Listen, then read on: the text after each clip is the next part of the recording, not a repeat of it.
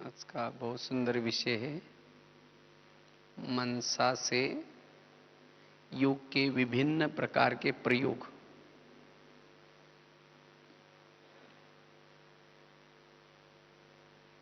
वैसे तो बाबा मनसा सेवा के लिए कई बार मुरलियों में बहुत महत्व बताते हैं, क्योंकि आगे चल करके मनसा सेवा बहुत काम आएगी। मनसा सेवा एक जगह पर बैठ करके दूर दूर तक की सेवा की जा सकती है।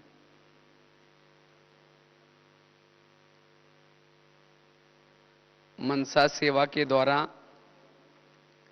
हम अपने मन को भी निर्विघ्न या व्यर्थ से बचा सकते हैं। जितना मनसा सेवा करेंगे हमारा मनोबल बढ़ सकता है, हमारा आत्मबल भी बढ़ सकता है। और मनसा सेवा करने से वायुमंडल भी क्या होता है, शुद्ध बन जाता है। ज्ञान का मनन चिंतन चलता है, सहज ही हमारी कर्म योगी की स्थिति बनी रहती है। मनसा सेवा करने से हम देखते हुए भी न देखने की हमारी अवस्था बनी रहती है। वैसे तो अभी हम महारथी किसको कहते हैं? जो अच्छी से क्लास कराते हैं उनको समझते हैं कि ये महारथी है। कोई स्थूल कर्मना सेवा में मदद करते हैं अच्छी, उनको महारथी समझते हैं। और हमें लगता है कि सतयुग में भी उनका पद बड़ा ऊंचा होगा। लेकिन आगे चल करके महारथी की परिभाषा भी बदल जाएगी। जिन्होंने अपनी मनसा को शक्तिशाली बनाया है, मन को शक्तिशाली बना करके जो अब गुप्त रूप में सेवा कर रहे मनसा के द्वारा, जिनके जीवन में कोई समस्या है, तो ऐसी गुप्त आत्मा बाबा से शक्ति लेकर के उन आत्माओं को गुप्त रूप में भेज रहे हैं। कईयों के संस्कारों को उस संस्कारों के वश है, कोई विकारों के वश हो जाते हैं, उसको शक्ति नहीं है। लेकिन कोई ऐसी गुप्त आत्मा ऐसी आत्माओं को भी सकाश दे करके उनको गुप्त रूप में मदद कर रहे हैं। तो ऐसी आत्मा का पुण्य बहुत बढ़ता है और आगे चल करके लोग उन आत्माओं के ऊपर प्रभावित होंगे जो मनसा सेवा कर रहे हैं। अभी हम ज्ञान के द्वारा किसी को प्रभावित करते हैं, आगे चल करके ज्ञान कोई सुनेगा नहीं। लेकिन जो ऐसे गुप्त मदद कर रहे, शक्ति दे रहे, उनको ढूंढते हुए लोग जाएंगे। तब पता चला कि इन्होंने कितनी गुप्त सेवा की है। और वो बहुत सारे भक्तों की निर्मिति कर सकेंगे। इसीलिए बाबा कहते, बच्चे ये सेवा अब बढ़ाओ। अब लोगों को जरूरत है शक्ति की, बल की, लेकिन ये सेवा करने का आधार है ऐसी मनसा सेवा हम करें। इसके लिए हमारा मन निर्विघ्न चाहिए। उसका आधार है मन निर्विघ्न मन, व्यर्थ संकल्प विकल्प से मन और बुद्धि फ्री, वही यह मनसा सेवा कर सकता है। और इसीलिए इस सीजन की जितनी भी मुरलियां चली है बाबा की, बाबा ने कहा ना बच्चे निर्विघ्न बनो। जो विघ्नों में हैं, चाहे आपस के विघ्न, चाहे खुद के संस्कारों के विघ्न, विघ्न वाला ये सेवा नहीं कर सकता, मनसा सेवा, क्योंकि उसका मन विघ्नों में बिजी है। वो दूसरों को क्या दे सकता है? उसका मन विघ्नों के कारण निगेटिव सोच रहे हैं। वो अपनी बाबा से शक्ति लेकर के उन आत्मा तक नहीं पहुंचा सकता, क्योंकि दूसरी आत्मा तक वो शक्ति पहुंचाने के लिए हमारा मनोबल मजबूत चाहिए। जिसके संकल्प पॉजिटिव, जिसके संकल्प कम, उसका मनोबल मजबूत होता है और ऐसी आत्मा यह सेवा कर सकती है। इसीलिए इस सीजन में खास बाबा ने सदा खुश रहो, सदा निर्विघ्न रहो, कुछ भी हो जाए निर्विघ्न बनना है, व्यर्थ संकल्प से मुक्त बनो। इस प्रकार की पूरी सीजन की मुरलियों का निचोड़ रहा, क्योंकि बाबा चाहता है कि हर बच्चा अब वायुमंडल को परिवर्तन करने की, प्रकृति के 5 तत्वों को परिवर्तन करने की, अन्य आत्माओं को भी बल देने की सेवा करें। इसलिए ऐसी सेवा करने के लिए अपने मन को तैयार करना है।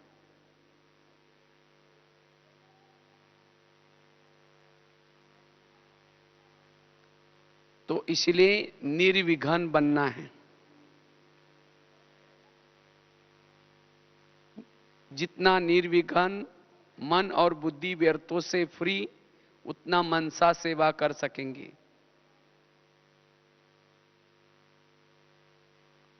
और अनेक भक्तों की निर्मति कर सकेंगे।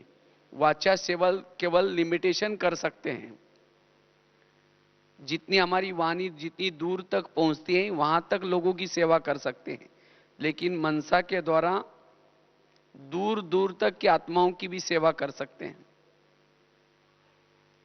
अब ब्रह्मा बाबा वतन में बैठ करके ये मनसा सेवा कर रहे हैं। इसलिए बाबा ने नारायण का पद ऐसा प्राप्त नहीं किया, बाबा ने ये पालना की है संगम युग में। अभी भी वो पालना कर रहे ब्राह्मणों की, जो ज्ञान में नहीं है उनको भी ज्ञान में लाने की मनसा के द्वारा सेवा कर रहे बाबा। अभी कुछ दिन पहले एक महाराष्ट्र का कोई एक भाई मेरे पास आया था, तो उसने अपना अनुभव बताया ज्ञान में कैसे आया। वो था मुस्लिम भाई, तो उसको अल्लाह को ढूंढने की बहुत मतलब लगन थी, तो कई सालों से वो रोजा रखता था। तो बहुत मतलब अल्लाह को उसको मिलना है ऐसा उसकी बहुत अंदर सी तमन्ना थी। तो पानी का बूंद भी अंदर नहीं लेता था, इतना रोजा वो कड़क रखता था। तो उसने अनुभव में बताया, रात को 2:30-3 बजे जब वो सोया था, तो उसी समय एक उसने कहा कि एक बुजुर्ग व्यक्ति, मतलब बहुत जैसे प्रकाशमय शरीर वाला व्यक्ति आया और उसने जो चद्दर वड़ी थी उसको निकाला और हाथ को खींच करके कहा, मैं कब से आया हूं और फिर भी तुम मुझे ढूंढ रहे हो, चलो मैं दिखाता हूं। खींच के उसको लेके गया और कहा, यह झंडा दिखता है, ये बिल्डिंग है, वहां मैं आया हूं, तुम वहां मुझे आकर के मिल लेना। तो अचानक उसकी नींद खुली, उसको लगा ये क्या हो गया मेरे साथ, उसको लगा कोई स्वप्न होगा। लेकिन वो व्यक्ति उसको, उसका आकर्षण उसको बहुत अच्छा लगा। 2-2:30 बजे की बात थी। फिर जैसे वैसे सोने की कोशिश की, नींद नहीं आई, वो बात याद आने लगी। फिर उसने सोचा कोई स्वप्न होगा, छोड़ दो। फिर दूसरे दिन वो गया नहीं। फिर दूसरी दिन रात को फिर ऐसा ही हुआ, फिर खींच करके लेके गए, कहा कि मैं वहां आया हूं। फिर दूसरे दिन वो हिम्मत करके, उसको पता तो चला कि अपने शहर में वो बिल्डिंग भी है, झंडा भी है। दूसरे दिन जैसा कि वैसा वो चला गया वहां। तो वहां कुछ बहनें थी, वो सफेद साड़ी वाली बहनें देख करके उसको लगा कोई गलत जगह पर मैं पहुंच गया हूं। वापिस आया, उसकी हिम्मत नहीं हुई अंदर जाने की। फिर तीसरे दिन ऐसा किया, कहा कि तुम गए नहीं, फिर भी तुम, मैं आया हूं, तुम मुझे ढूंढ रहे हैं। फिर तीसरे दिन वो भाई क्या करता है, हिम्मत करके गया, क्योंकि 2-2:30 बजे रात को होता था, इसलिए उसको फिर नींद नहीं आती थी, वही बातें याद आती। जब तीसरी दिन गया तो वहां बहनों को जाकर के हिम्मत करके पूछा, यहां एक कोई बुजुर्ग व्यक्ति रहता है और मुझे उसे मिलना है। तो बहनों ने कहा, भाई यहां तो बहनें रहते हैं, ब्रह्मा कुमारी आश्रम है, यहां कोई बुजुर्ग व्यक्ति भाई वगैरह कोई नहीं रहते। तो बहनों ने समझ लिया कि बाबा ने उसको कुछ टचिंग किया होगा, इसीलिए आया होगा। कहा कि आप आए हैं तो इसे थोड़ा म्यूजियम देख के जाओ। जब वो म्यूजियम देख रहा था, जो तीसरा वाला चित्र था, त्रिमूर्ति वाला, ब्रह्मा बाबा का चित्र देखते कहा, यही बुजुर्ग व्यक्ति है, मुझे 3 दिन से आने के लिए कह रहे हैं, इससे मुझे मिलना है। तो बहनों ने समझ लिया कि बाबा ने इसको क्या किया है, यहां तक लाया। तो कहा कि आप 7 दिन का कोर्स करो। ये तो हमारे बाबा ही अव्यक्त हो गए, समझाया। फिर 7 दिन का कोर्स किया और तब से वो पक्का बीके हो गया। तो एक घटना में आपको बताया, ऐसी बहुत सारी जो विदेश में जो बाबा ऊपर से अव्यक्त रूप में मनसा के द्वारा सेवा कर, पालना का कार्य कर रहे हैं। किसी के अंदर कुछ संस्कार है, कोई पुरुषार्थ में ढीला है। अभी भी मुझे एक बहन ने फोन किया था, कहा कि मुझे बाबा इतना मतलब जल्दी रोज कोई जैसे कोई शक्ति दे रहा है, बल दे रहा है, और कहा कि आपको 108 रतन में आना है, माला में आना है, और उसके लिए सवेरे जल्दी उठा करके जैसे कोई सकाश दे रहा है। तो ये बाबा मनसा के द्वारा सेवा कर रहे हैं। तो ऐसे भी हमें भी क्या करना है, जो हमारे भगत हैं उन भक्तों का आह्वान करना है, जो अन्य आत्माओं की भी पालना करनी है, ये मनसा के द्वारा कर सकते हैं। लेकिन ऐसे प्रयोग करने के लिए हमारा मन बुद्धि व्यर्थों से मुक्त हो, निर्विघ्न हो। क्योंकि और इसे हमारा योग भी बड़ा सरल लगेगा। आज कईयों को योग के प्रॉब्लम्स हैं, कहते योग नहीं लगता, योग में मन भटकता है, बुद्धि भटकती है। क्यों? क्योंकि योग करते समय कोई विजन नहीं, कोई दृश्य नहीं लेते हम लोग, और केवल हम मन के द्वारा योग करते हैं, और जिसके कारण योग में कोई प्रयोग नहीं, कोई मन के बुद्धि के सामने कोई लक्ष्य नहीं, और जिसके कारण बुद्धि भटकती है, मन भी भटकता है।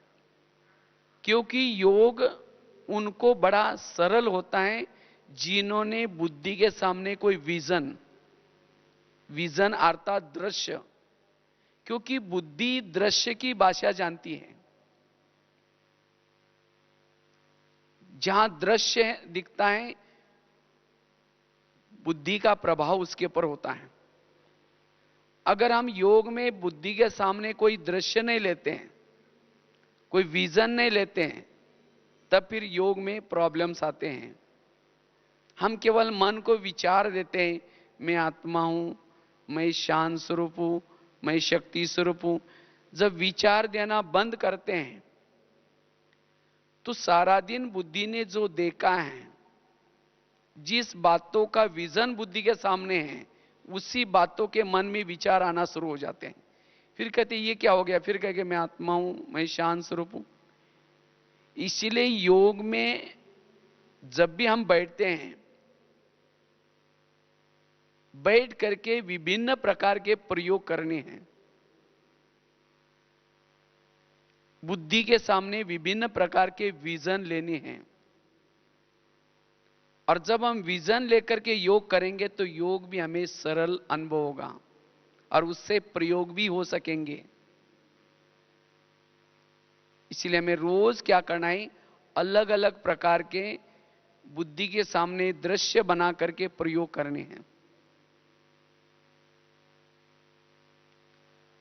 और उस प्रयोग के द्वारा हम सहज ही अशरीरी बन सकेंगे, सहज ही वायुमंडल को परिवर्तन कर सकेंगे, जिसको ही बाबा कहते हैं मनसा सेवा।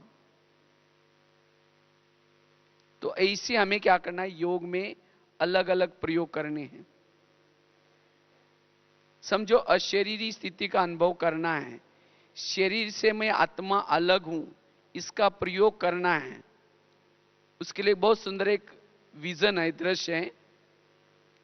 बाबा हमें से कहता है शरीर हमारी क्या है, गाड़ी है, और आत्मा उसका क्या है, ड्राइवर है। जैसे रोज गाड़ी का ड्राइवर क्या करता है, अपनी गाड़ी को गैरेज में लगाता है, और गाड़ी को गैरेज में लगा करके गाड़ी के अंदर नहीं सोता, सोने के लिए क्या कहां जाता है, अपने घर में जाता है। इसी तरह शरीर में हमारा क्या है, गाड़ी है, और आत्मा उसका कौन है, ड्राइवर है।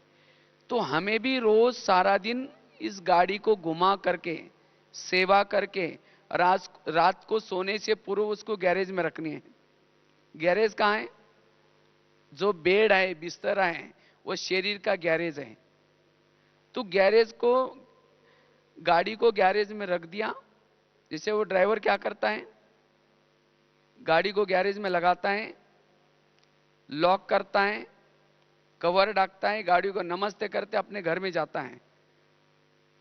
और आजकल ते मकान कैसे बनाते हैं, नीचे से पिलर उठा करके नीचे पार्किंग गाड़ी का रहने का ऊपर होता है। तो इसी तरह ये जो तीन लोग हैं कैसे हैं, सृष्टि है शरीर रूपी गाड़ी रखने का पार्किंग स्थल, और ड्राइवर का आत्मा का घर परम धाम।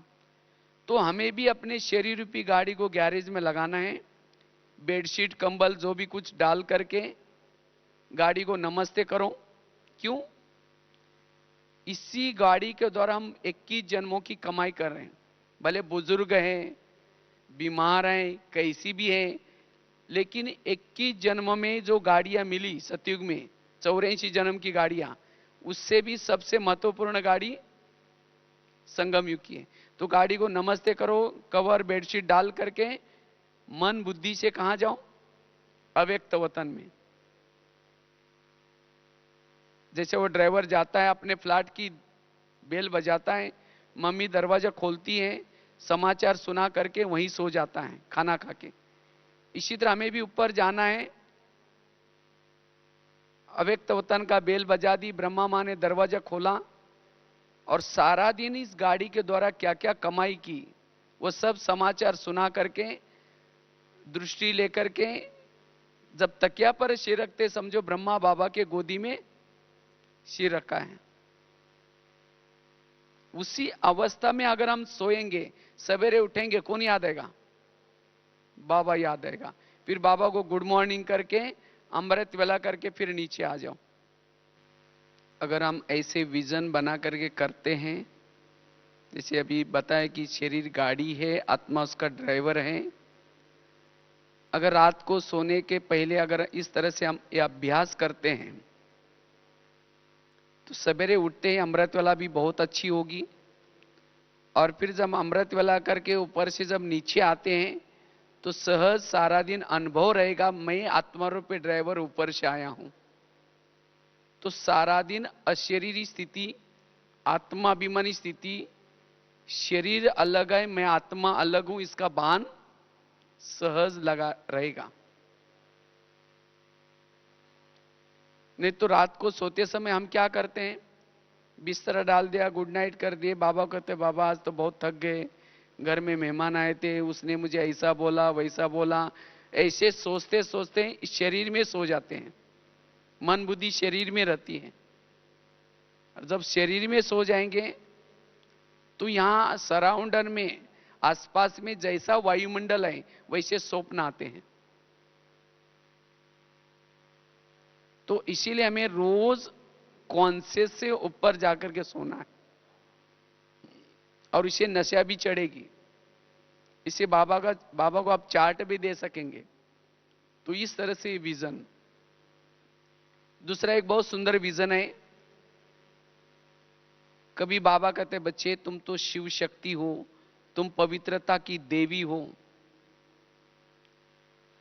तो कोई भी सोमानों का अनुभव करना है, उसका एक प्रकार का दृश्य बनाना है।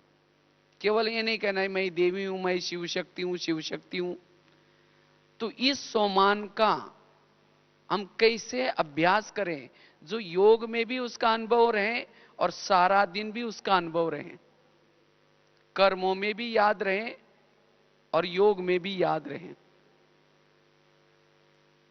और कोई भी विजन, समझो कल कोई आपको सोमान का अभ्यास करना है, लेकिन उसकी शुरुआत आपको रात को सोने से पहले ही करनी है। तो जब जैसे बताए कि मैं शिव शक्ति हूं, पवित्रता की देवी हूं, इस विजन का प्रयोग करना है। इसे मनसा सेवा भी कैसी करनी है। जैसे बताया कि रात को सोने के पहले हम ऊपर जाकर के सो गए, फिर उसी समय अमृत वाला उठे, और उठने के बाद सामने बाबा के सामने हैं, तो उस समय जैसे बाबा आपको याद दिला रहे हैं, बच्ची तुम साधारण नहीं हो, तुम शिव शक्ति हो, तुम पवित्रता की देवी हो। और आप उस बाबा की इन बातों को सुन रहे हैं मुख कानों से, और सुनते समय जैसे आपको एक नशा चढ़ रहे हैं, और बाबा कह रहे हैं तुम घबराओ नहीं, मैं तुम्हें अनेक अस्त्र शस्त्र देता हूं। क्या तुम्हें अपने भक्तों की पुकार सुनाई नहीं पड़ती? मंदिरों में तुम्हारे भगत तुम्हें पुकार रहे हैं, और कल पहले भी तुमने असुरों का संहार किया था, और वही कार्य करने का समय आ पहुंचा है। तुम्हारी मंदिरों में पूजा हो रहे हैं, जैसे आजकल नवरात्रि चलो है ना, लोग व्रत कर रहे हैं, देवियों को पुकार रहे हैं, लेकिन देवियों को सुनाई पड़ता है? हाँ, हम तो ब्रह्मा कुमार कुमारी वही बाजू और बाजू में कोई घंटी बजा बजा करके देवी का आह्वान कर रहे हैं, व्रत कर रहे हैं, सुनाई पड़ता है? कईयों को तो अलार्म नहीं सुनाई पड़ता। भक्तों की तो बात ही छोड़ो, फिर जो बाजू में लगा हुआ अलार्म ही नहीं सुनाई पड़ रहा है, तो भक्तों की घंटी कैसी सुनाई पड़ेगी? बाबा कहते बच्चे ध्यान से सुनो। जैसे ब्रह्मा बाबा को अगर कोई बांधी लिया, पुकारती थी, तो बाबा की नींद फिट जाती थी, बाबा उठ करके उनको सकाश देते थे। तो इसी तरह केवल बाबा को ही नहीं पुकारे, लेकिन हम सभी भगत इष्ट हैं, तो हमें सभी को भी पुकार रहे कहीं ना कहीं। लेकिन वो पुकार सुनने के लिए अशरीरी स्थिति चाहिए। तो जैसे बाबा आपको कह रहे कि बच्ची तुमने कल पहले भी यह कार्य किया था, फिर से वही कार्य करने का समय आ पहुंचा है, और उसके लिए तुम्हें अब वो कार्य करना है। तुम घबराओ नहीं, मैं तुम्हें सर्व शक्तियां देता हूं। तो ये दृश्य जैसे आप अव्यक्त वतन में बैठे हैं, और ब्रह्मा बाबा के तन में शिव बाबा हैं, और आपको बोल रहे हैं, और सर्व शक्तियां बाबा आपको दे रहे हैं, और साथ में कहते हैं कि तुम घबराओ नहीं, मैं तुम्हें ड्रामा की ढाल देता हूं, पवित्रता का कवच देता हूं,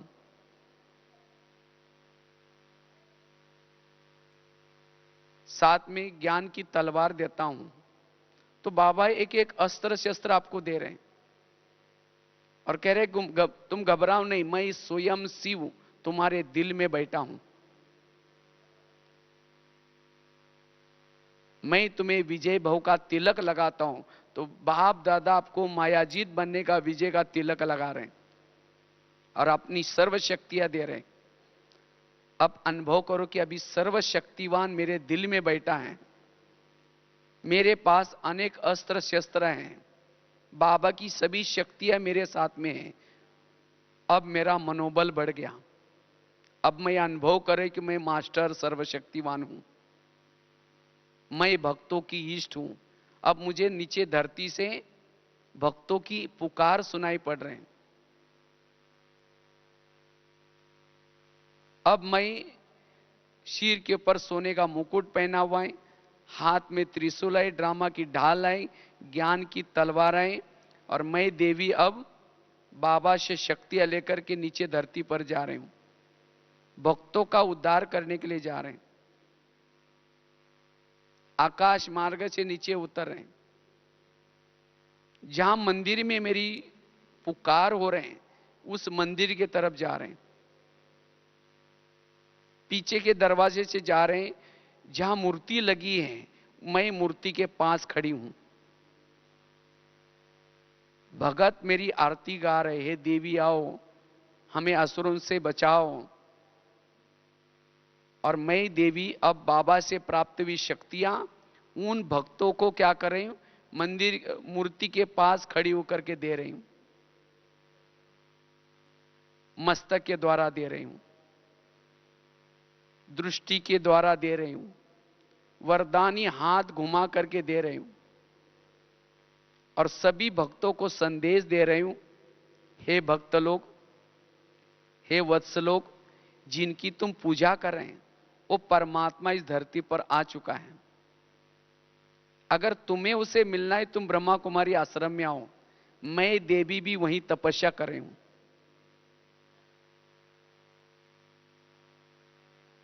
इस तरह से उनको संदेश देते हुए भक्तों को साक्षात्कार करा रही हूं। एक मंदिर से दूसरे मंदिर में जा रहे हैं, तीसरे मंदिर में जा रहे हैं, कभी पहाड़ी पर ऊपर स्थित होकर के संदेश दे रहे हैं, कभी आकाश में स्थित होकर के दे रही हूं, कभी शहरों के ऊपर जो अन्य आत्माएं जो सोई है उनका आह्वान कर रही हूं। तब जो भी बीके बनने वाले हैं, ज्ञान में चलने वाले हैं, उनको आभास होगा कि कोई देवी मुझे पुकारे हैं, कोई देवी मुझे बुला रहे हैं। बैठे योग में, और इस तरह से हम इसको कहते हैं मनसा सेवा। यह है मनसा सेवा। और दूसरे तरफ बीच बीच में बाबा का भी गुणगान गा रहे हैं, वो मीठे बाबा जिनको दुनिया ने कहा था नारी नरक की द्वार है, और आपने तो मुझे स्वर्ग का उद्धार करने वाली बनाया। जिनको लोगों ने कहा था अबला है, लेकिन आपने तो मुझे सबका भला करने वाली बनाया। बाबा इस उपकारों को मैं कैसी भूल सकती हूं। मैं आपके इस उपकारों को सुक्त करने के लिए मां शीतला बनकर के शीतलता की किरणें फैलाऊंगी, मां दुर्गा बनकर के सबके दुर्गुण हारूंगी, मां गायत्री बनकर के सबको गीता का ज्ञान गा गा करके सुनाऊंगी, मां संतोषी बन करके सबको संतुष्ट करूंगी, मां ज्वाला बन करके चारों तरफ से जो भी विकारों के कीटाणु फैले हैं उसको भस्म करूंगी, मां काली बन करके सबको कालों से छुड़ाऊंगी। मैं शिव शक्ति हूं। तो इस तरह से अगर हम योग में अनुभव करते हैं, पता ही नहीं चलेगा कि योग में मन भटकेगा भी नहीं, बुद्धि भटकेगी भी नहीं, बहुत आनंद आएगा। घंटों तक अगर हम बैठते योग में तो भी योग में व्यर्थ संकल्प नहीं आएंगे, क्योंकि इसमें बुद्धि भी बिजी हो गई, मन भी बिजी हो गया, सेवा भी हो जाएगी, वायुमंडल भी अच्छा फैलेगा। फिर सारा दिन भी उसी स्वरूप में, मैं शिव शक्ति हूं, मैं देवी हूं। और जिस प्रकार के हम सोमानों के अभ्यास करते हैं, उतना हमारी चाल चलन भी बदल जाती है, उतना हमारा आंतरिक सूक्ष्म शरीर भी क्रिएट होता है। बाबा कहते हैं ना, अंतिम समय लोगों को साक्षात्कार होंगे। जिसने जिस स्वरूप का अभ्यास किया, उसी स्वरूप के लोगों को साक्षात्कार होंगे। जिसने आत्म स्वरूप का अभ्यास किया, लोगों को उसका आत्म स्वरूप दिखाई पड़ेगा। जिन्होंने देवी स्वरूप का अभ्यास किया, उनको देवी स्वरूप में दिखाई पड़ेंगे। एक बार ऐसे हम जब दिल्ली में थे, तो गुलजार दादी जी को एक प्रश्न पूछा था। हमने कहा, दादी जी, जब भारत पाकिस्तान का युद्ध हुआ था और उस समय हमारा यज्ञ तो पाकिस्तान में था, जैसे 2-3 दिन पहले भी रतन दादी भी सुना रहे थे, जहां से ट्रेन स्टेशन था बिल्कुल उसके नजदीक, तो लोग काट रहे थे, ट्रेनों में भर रहे थे। और उस समय हमने कहा, दादी जी, मतलब डर नहीं लग रहा था? तो दादी ने एक बहुत अच्छी बात बताई।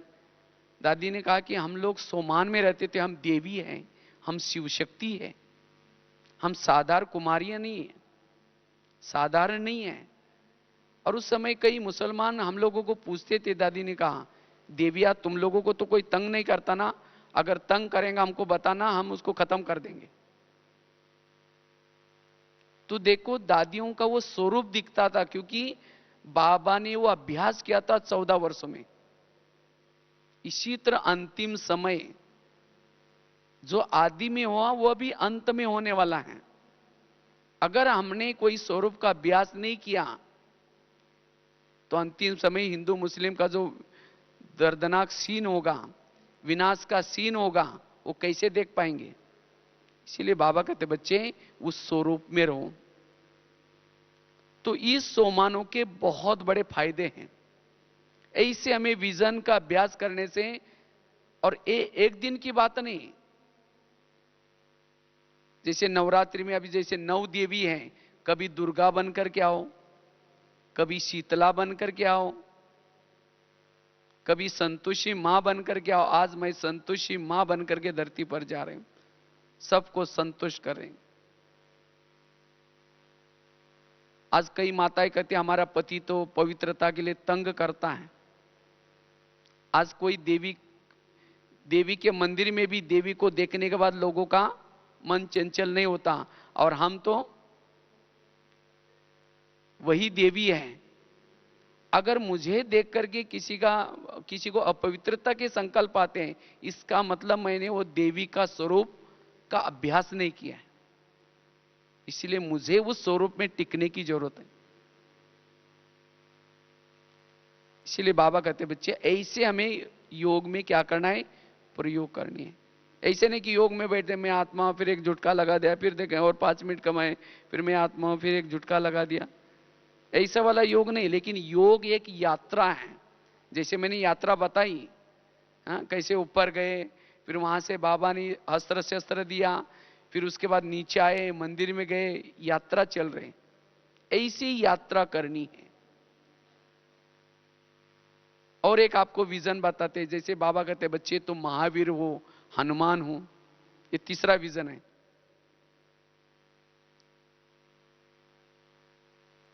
तो जैसे बताए कि मैं महावीर हूं, हनुमान हूं, तो जैसे रात को सोने के लिए हम जैसे बाबा के पास ऊपर गए, और सवेरे उठते ही जैसे बाबा स्मृति दे रहे, बच्चे तुम साधारण नहीं हो, तुम महावीर हो, तुम हनुमान हो।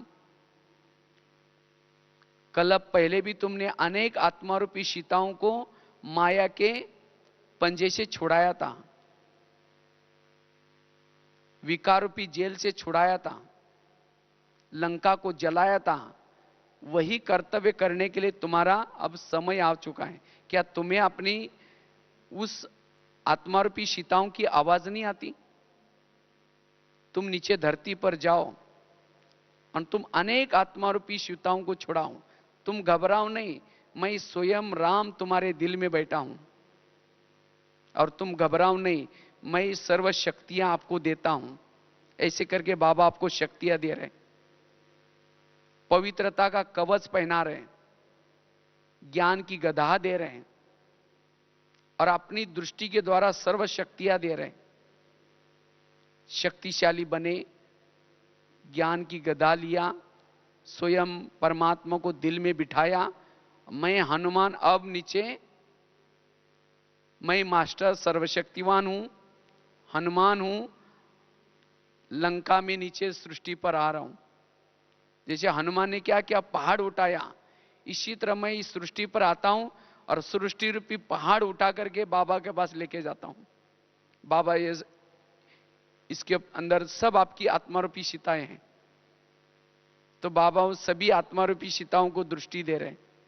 फिर वापिस ला करके रखता हूं, फिर एक एक मंदिर में जाता हूं और सभी को संदेश देता हूं। तो इस तरह से मैं महावीर हूं, मैं हनुमान हूं, सारा दिन चलते फिरते भी उसी स्वरूप में रहेंगे तो सहज हम कर्मयोगी भी बन सकते हैं, बैठक योग भी अच्छा लग सकता है। यह है तीसरा प्रयोग। चौथा, जैसे कई भाई बहने होते हैं, कोई विघ्न आए हैं, घर में कोई समस्या आई है और उनका योग नहीं लग रहा है, और वो योग कहां लगाते हैं, परम धाम में जाने की कोशिश करते हैं, लेकिन वो विघ्न रूपी बात याद आ रहे, अब करे क्या, परम धाम में तो टिक ही नहीं सक रहे। तो उसी समय आपने तो मधुवन तो देखा है ना, उसी समय आप परम धाम में नहीं जा सकेंगे। तो परम धाम में जाने के बजाय आप क्या करो, उस विघ्न रूपी वायुमंडल से, उस व्यर्थ से वायुमंडल से थोड़ा दूर जाओ। तो कैसे जाना है, तो आप वहीं बैठे हैं, लेकिन आप उस समय मधुवन को याद करना शुरू करो। आप मधुवन में जब आए थे, कैसे आए थे, आपको मधुवन में आने का निमंत्रण मिला, तो सभी भाई बहने सेंटर पर इकट्ठे हो गए। वहां से आप अपने शहर के स्टेशन पर गए, फिर वहां से यात्रा करते करते यहां तक पहुंचे। फिर आबू रोड में आप सभी को बसें लेने के लिए आई थी, वहां से आप यहां आए और यहां आने के बाद फिर नहाए धोए, फिर बाबा के कमरे में बैठे, फिर उसके बाद दूसरी दिन माउंट आबू घूमने के लिए गए। माउंट आबू में ओम शांति भवन के अंदर गए। तो उस दृश्य को अगर याद करेंगे तो धीरे धीरे वहां की जो बातें आप भूल सकेंगे। ये तो सहज है ना, मधुवन को याद करना सहज सामने आएगा। तो उसके बाद मधुवन में गए थे, उसके बाद नीचे शांति स्तंभ के पास आए, शांति स्तंभ को 2-3 चक्कर लगाया, कितना अच्छा अनुभव हुआ था। उसके बाद धीरे धीरे बाबा के झोपड़ी के तरफ जा रहे हैं। झोपड़ी के बाजू में झूला रखा है, उस झूले पर थोड़ा 2 मिनट के लिए बैठे। वहां से झोपड़ी में गए जहां बाबा खत लिखते थे बच्चों के लिए, तो वहां बैठे 2 मिनट। वहां से बाबा के कमरे में गए जहां नीला सा ट्रांसलाइट है, बाबा की खटिया भी रखी है, तो वहां 2 मिनट मिले बैठे थे। वहां से फिर पीस पार्क में गए। पीस पार्क में वो गुरु सुकेर के तरफ देख रहे, बहुत अच्छा, वहां जहां ओम का जो बना हुआ है सीमेंट का, वहां खड़े हैं। वहां से फिर नीचे आए। तो उसके बाद बाबा आने का दिन था, दूसरी दिन, तो उसे पूर्व आकर के बैठे थे। इतनी बड़ी सभा थी, फरिश्ता की सभा, मैं कितना भाग्यशाली था उसके अंदर, इतनी सभाओं के बीच में मैं बैठा था। फिर उसके बाद बाबा का रथ आया, दादी जी, उसके बाद उन्होंने बैठे, फिर गीत चालू हो गया, हम उड़ के चले जाएंगे। फिर बाबा आए और उस दृश्य को याद करो, बाबा ने कितनी अच्छी पावरफुल दृष्टि दी थी। उसके बाद जब सफेद लाइट हो गई, फिर मुरली चालू हो गई। मुरली चलने के बाद बाबा ने क्या क्या उस मुरली में मुख्य बातें बताई थी, वो याद करो। और उसके बाद फिर बाबा, बहुत दिल था कि जाकर के बाबा को गले लगे, लेकिन इतनी 25,000 की 26,000 की सभा थी, सिक्योरिटी बहुत मजबूत थी, इसीलिए चांस भी मिलना मुश्किल था। लेकिन बाबा ने एक मुरली में कहा था कि बच्चे आप कभी अव्यक्त वतन में आओ, वहां तो कोई सिक्योरिटी नहीं, आप वहां को गले लगा सकता हूं। उसके बाद में जैसे तपस्या धाम में गए, वहां से मैंने पीछे मुड़कर देखा, जो ओम शांति जो पहाड़ी पे लिखा है, तो जैसे वहां गए, वहां से ऊपर देखा, ऊपर देखते मेरा स्थूल शरीर प्रकाशमय हो गया। प्रकाशमय होते जैसे ऊपर उड़ते हुए जा रहा हूं, चांद सूरज के से भी पार जा रहा हूं, बिल्कुल अव्यक्त वतन के नजदीक पहुंचा हूं, जहां ब्रह्मा बाबा तपस्या कर रहे हैं। जब मैं नीचे से आते ही देखता है बाबा खड़े हो गए, और खड़े होकर के मुझे गले लगाया, फिर नीचे बिठाया, फिर पूछा कि बच्चे कैसा आना हुआ। तो कहो कि बाबा मैं मधुबन में तो आया था, लेकिन दिल था कि आपके गले मिले, लेकिन आपने एक मुरली में कहा था कि आप अव्यक्त वतन में आना, वहां लगाऊंगा, इसीलिए आया हूं। तो बाबा ने आपको बहुत अच्छा, जैसे जानकी दादी को गले लगाया जाता है वैसे मुझे भी गले लगाया, और मेरे मस्तक के ऊपर हाथ रखा, जैसे वो दृश्य सामने लाऊं, और हाथ रखते मेरा प्रकाश में शरीर भी गायब हो गया, मैं एक बिंदु आत्मा बन गई। उसी आत्मा को बाबा ने हाथ लिया, पावरफुल दृष्टि दी। दृष्टि देते ही मैं अनुभव करे कि मैं हजारों सूर्य से भी शक्तिशाली हूं, और उसी बिंदु को बाबा ने ऊपर उछाल दिया, मैं परम धाम में पहुंच गई हूं। जहां से मैं धरती पर आई थी उसी स्थान पर पहुंच गई हूं, शिव बाबा के बिल्कुल नजदीक। मैं कितना भाग्यशाली हूं, यहां आने से मुझे बहुत सुख मिल रहे हैं। फिर मैं नीचे धरती पर देख रहा हूं, धरती हिल रहे, भूकंप हो रहा है, लोग चिल्ला रहे, अच्छा मैं पहले आकर यहां पहुंच गई हूं, परम धाम में तो कुछ नहीं होने वाला। तो इस तरह से अगर ये दृश्य याद करेंगे, आपको जो विघन आया था, किसने कुछ बोला था, याद रहेगा? भूल ही जाएगा। तो ऐसे हमें क्या करना है योग में? योग मनोरंजन से करना है। ऐसे नहीं कि कोई ज्यादा कोई योग कोई तकलीफ वाला नहीं है, सहज योग। और उसके लिए ऐसे विजन, ये तो मैंने एक 4-5 बताया, हमने तो करीबन ऐसे 2000 विजनों के अभ्यास किए। ऐसे अगर रोज आप क्रिएटिव अगर अभ्यास करते हैं, आपको योग में बड़ा आनंद आएगा। इससे कर्म में भी सारा दिन आप योग युक्त रह सकते हैं।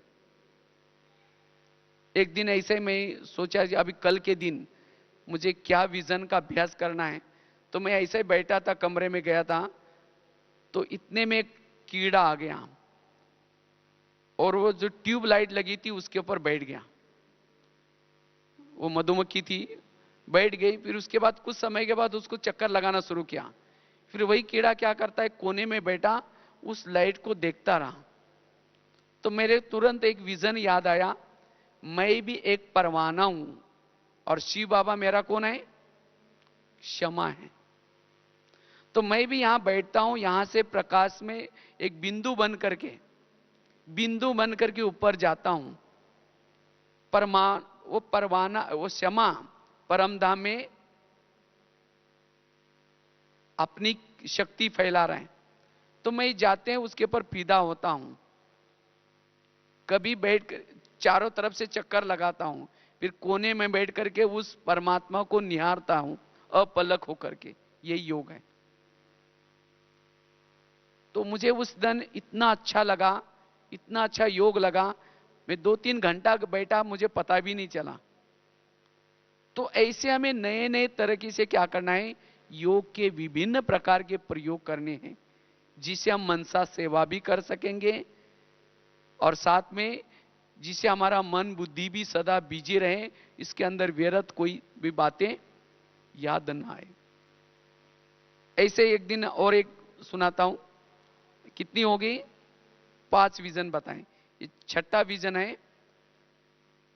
एक दिन जब मैं बैठा था, तो कभी मैंने सोचा, हम तो चाहे तो एक कमरे से दूसरे कमरे में जा सकते हैं, लेकिन हम क्यों नहीं, जैसे इस शरीर से हम क्यों नहीं जा पा रहे हैं? तो ऐसे मैं बगीचे में बैठा था योग करने के लिए। तो अचानक मुझे एक विजन याद आया। जैसे अगर कोई व्यक्ति किसी के मकान में रहता है किराए पर, और बिना किराए चुकता करके जाता है, कोई जाने देगा? इसी तरह हम भी शरीर में बैठे हैं, और शरीर 5 तत्वों का बना हुआ है। इस 5 तत्वों ने सतयुग से लेकर के अब तक हमें कितनी मदद की है मदद कुछ? कितने अच्छे अच्छे भोजन दिया है, कितने अच्छे अच्छे शरीर दिया है, कितनी अच्छी अच्छी प्रकृति दी, कितने अच्छे अच्छे सौंदर्य दिया। तो प्रकृति ने तो हमें बहुत कुछ दिया, लेकिन द्वापर युग के बाद हमने क्या किया? इसी प्रकृति का दुरुपयोग किया। आंखों का दुरुपयोग किया, कानों का दुरुपयोग किया, और इसीलिए प्रकृति को गुस्सा आया है। वो कहते हैं कि मैंने इसको इतना मदद की और मेरा इसने दुरुपयोग किया है। और फिर जब संगम युग आ गया तब हम क्या करते हैं? इस शरीर को, प्रकृति को छोड़ करके जाना चाहते हैं, लेकिन प्रकृति कहते हैं मैं तुमको ऐसे जाने नहीं दूंगी, तुमको मुझे कुछ दिखाना है। ये विनाश क्या है? प्रकृति का गुस्सा। तो अब हम क्या करें? जो प्रकृति हमको सहज कहे कि आप जा सकते हैं, तो उन प्रकृति के 5 तत्वों को रोज सामने इमर्ज करके उनसे माफी मांग सकते हैं। हे प्रकृति, आपने तो मुझे बहुत कुछ दिया, लेकिन फिर भी मैंने अज्ञानवश, अहमवश, विकारों के वश आपका दुरुपयोग किया है, इसीलिए मुझे क्षमा करो। और आज से मैं कभी भी आपका दुरुपयोग नहीं करूं। केवल क्षमा ही नहीं लेनी, लेकिन दोबारा कभी प्रकृति का दुरुपयोग न करना। अगर हम ऐसा करते तो प्रकृति सहज ही हमें अशरीरी बनने में मदद करेगी। प्रकृति की बात नहीं, लोगों के साथ भी हमारे हिसाब किताब है। कई लोगों को हम राजा बनकर के कभी किसी को तंग किया होगा, किसी की बातों को सुनकर के उसको राजा से निकाल दिया होगा, तो उस व्यक्ति का हमारे अंदर, हमारे बारे में क्या है? मैं भी इसको कभी दिखाऊंगा। वो तो कहीं ऊपर नहीं गए, यहीं है। तो उन लोग, जब हम अशरीरी बनना चाहते हैं, वो लोग भी हमें नीचे खींचते हैं। तुमको तो मुझे दिखाना है, तुम कहां जा रहे हो ऊपर। तो कभी योग में बैठ करके ऐसी आत्मा को भी हम क्या कर सकते हैं? क्षमा मांग सकते हैं। हे आत्माएं, जिनको भी मैंने इस कल्प में कुछ दुख दिया है, कुछ तंग किया है, कुछ परेशान किया है, मुझे क्या करना? माफ करना। और केवल उनसे माफी नहीं लेना, क्योंकि कोई भी गलतियां करता है, अगर कोई सॉरी बोलता है तो कोई भी व्यक्ति उसको क्या कर सकता है? माफ कर सकता है। लेकिन दोबारा किसी आत्मा को मुझे तंग नहीं करना है। इसीलिए बाबा कभी कहते हैं ना, अगर दुख किसी को देंगे तो दुखी होकर के मरेंगे। तो इस तरह से अगर हम ये प्रयोग करते हैं, तब सहज हम अशरीरी बन सकेंगे। इसलिए प्रकृति से भी क्षमा, लोगों से भी क्षमा, और बाद में सारा दिन के दिनचर्या में हमें ध्यान, इस प्रकृति का दुरुपयोग नहीं करना है, स्वराज्य अधिकारी बनकर के रहना है, और साथ में किसी को भी दुख नहीं देना है। तो इस तरह से हम अलग अलग प्रयोग जब करते हैं योग में बैठ करके, तब योग में हमारी बुद्धि भटकेगी नहीं, मन भटकेगा नहीं। योग में हम अलग अलग प्रयोग करके अनुभव कर सकते हैं। इसीलिए हमें योग में अलग अलग प्रकार के अनुभव करके अपने मन को व्यर्थों से मुक्त करना है, अपने मन बुद्धि को बिजी रखना है। और जब हम ऐसे करते तो सहज ही हमारा ज्ञान का मनन चिंतन चलेगा, सहज ही हम निर्विघ्न भी रह सकेंगे। सदा ही ऐसे ज्ञान का जब मनन चिंतन चलता है, हमारी खुशी सदा बनी रहेगी। इसलिए हमें ऐसे रोज क्या करना है? योग में अलग अलग बैठ करके प्रयोग करना है। मनसा के 7 दिन का किसी का कोर्स भी कर सकते हैं, आपके गांव वाले लोगों का कोर्स भी कर सकते हैं। हमने तो अपने गांव में पहले तो 15 दिन 8 दिन उनका कोर्स किया, और उसके बाद वहां प्रदर्शनी रखाई, तो सहज सफलता मिली। कभी हम लोग इतना सारा जेलों में वगैरह कभी जाता हूं, लेकिन उससे पूर्व हम क्या करते हैं? पहले मनसा के द्वारा जा करके, जैसे मैं जा रहा हूं वहां परमिशन मिल रहे, गेट खुल रहा है और सहज ही हमें परमिशन दे रहे, ये पहले ही विजन बनाते हैं। नहीं तो आजकल तो बहुत सिक्योरिटी होती है और कई जगह पर जाते तो बहुत परमिशन मिलना बड़ा मुश्किल होता है। लेकिन जब हम लोग जो सहज इस तरह से सेवा करते हैं पहले, तो वो जेलर कहता है भाई साहब मैं कभी याद कर रहा था आपको, मुझे लग रहा था कि कोई एक हम कोई अच्छा सा कार्यक्रम इन लोगों के लिए रखे। अभी कुछ दिन पहले यहाँ एक बाड़मेर की बात है, वहां एक जेलर को क्या हुआ, तो जब कुछ कारण से वो अंदर खोल के गया था, तो कैदियों ने सब ने मिलकर के उसको मार ही दिया, खत्म कर दिया उसको। और तब से लेकर के काफी खौफ है वहां, मतलब घबराहट है उनके अंदर। तो उन्होंने खास क्या किया, अभी एक अलग से उन्होंने गेट भी बनाया उसके लिए। तो कुछ दिन ऐसे मेरे को लगा कि अब मैं थोड़ा बाड़मेर की तरफ जाना है, तो पहले हमने क्या किया, थोड़ा सा 1 घंटा ऐसा कुछ योगदान किया, मना मनसा के द्वारा ऐसे किया, वो परमिशन दे रहे ऐसे ऐसे कर रहे हैं। तो जब हमने वहां उनको गया, तो वो जेलर जो नया आया था कहता है भाई साहब मैं आपको मतलब जैसे याद करा था हमें ये जो वायुमंडल बनाया हमारे जेल में, ऐसा कई जेलर के बारे में। तो उसके लिए कहा कि हमने सोच रहा था कि कोई एक बहुत अच्छा कार्यक्रम, अच्छा हो गया आप आ गए। तो वो कार्यक्रम इतना अच्छा किया, बहुत अच्छा रहा, कैदियों को भी बहुत अच्छा लगा। 1.5-2 साल के बाद वो कार्यक्रम किया। पहले तो बिल्कुल बंद हुआ था, परमिशन भी नहीं देते थे वो घटना होने के बाद, और वहां कोई जेलर आने के लिए भी डरता है। तो ऐसे अगर हम सेवा के लिए भी किसी गांव वालों का भी कोर्स कर सकते हैं आप मनसा के द्वारा, उनको ऊपर बुला करके कभी बाबा का संदेश दो। तो ऐसे हमें अलग अलग प्रकार की मनसा के प्रयोग करने हैं, जिसे वो बाबा के बन जाए, सेवा अच्छी बढ़े। तो ऐसा करने से हमारा योग में भी अच्छा अनुभव हो सकते हैं। ठीक है, ओम शांति।